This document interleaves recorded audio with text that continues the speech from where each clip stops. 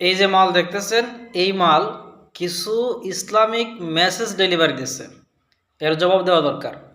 তার প্রথম ডেলিভারি হচ্ছে যে ধর্ম এবং সংস্কৃতি দুইটা এক করা উচিত না। ধর্ম ধর্মের জায়গা, সংস্কৃতি সংস্কৃতির জায়গা, অর্থাৎ ধর্ম কখনো গান এবং সংস্কৃতিকে বাধা দিতে পারবে না। আরে মদন, ধর্ম ততক্ষণ বাধা দেয় না যতক্ষণ পর্যন্ত ধর্ম লঙ্ঘন না করে তোমার এই ফসা নোংরা সংস্কৃতি। ধর্ম তখনও ইন্টারফেয়ার করে যখন তোমার এই ফসা সংস্কৃতির দ্বারা আল্লাহ এবং রাসূলকে কটূক্তি করা হয় জঘন্যভাবে। এই মাল আরও বলছে যে গান বাজনা ইসলামে জায়েজ। সে প্রথমে স্বীকার করছে সে আরবি পড়তে পারে না, সে কোরআন শরীফ সম্পূর্ণ পড়ছে। কিভাবে? ইসলামিক ফাউন্ডেশনের যে বাংলা অর্থ কোরআন শরীফ আছে এইটা পড়ছে। এইটা পড়ে সে বুঝে ফেলছে যে কোরআন শরীফের কোথাও গানের ব্যাপারে কোনো নিষেধাজ্ঞা নাই। সেজন্য সে বলছে যে যে গান শোনায় অর্থাৎ শিল্পী, তার উপর আল্লাহ খুশি হয়। কেন খুশি হয়?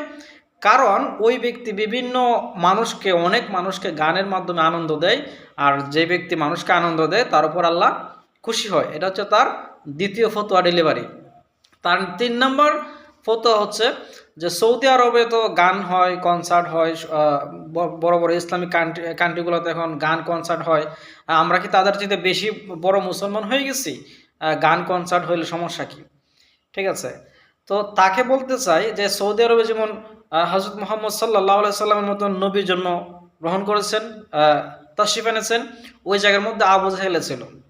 ঠিক আছে, সুতরাং ইসলাম এবং মুসলমানদের আইডল কোনো দেশ হতে পারে না, কোনো রাষ্ট্র হতে পারে না। হবে কোনটা? কোরআন এবং হাদিস।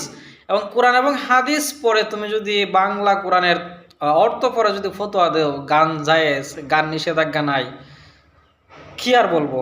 এই ধরনের আবাল মার্কাদেরকে আসলে ওই টেলিভিশনের এসি রুমের মধ্যে বসে কিছু আরও আবাল মার্কা আছে যে সাংবাদিকগুলা যারা টকশো করে, এদের মাথায় সমস্যা আছে। এদের নাই ধর্মীয় জ্ঞান, আর যে আবালগুলোরে আনে তাদের নাই ধর্মীয় জ্ঞান।